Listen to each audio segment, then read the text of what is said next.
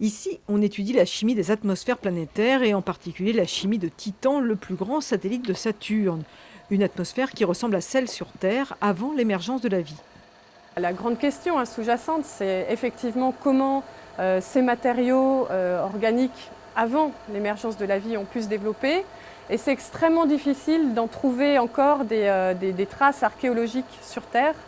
Donc c'est un outil Titan pour nous dans le système solaire. C'est vraiment un réacteur qui simule, pas exactement, ce ne sera jamais un analogue exact de la Terre primitive, mais en tout cas c'est un des meilleurs analogues qu'on peut observer aujourd'hui et dans lequel les processus peuvent ressembler à ce qui s'est passé sur la Terre primitive à l'époque.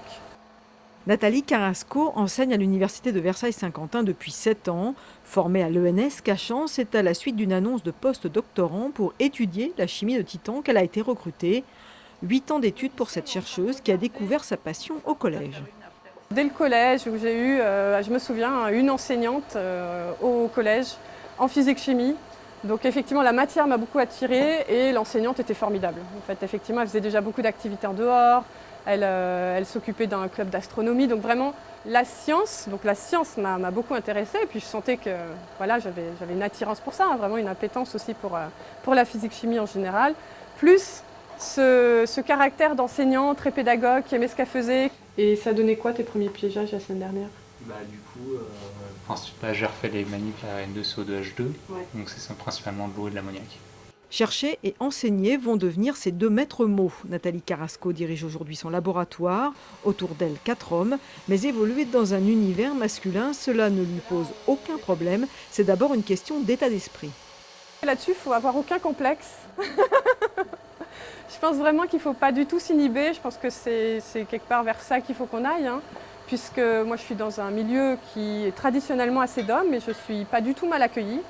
Je suis directrice de mon équipe, donc effectivement, j'encadre un certain nombre d'hommes, mais ça ne pose absolument aucun souci. Et je pense vraiment que là-dessus, c'est une inhibition qui n'a pas lieu d'être.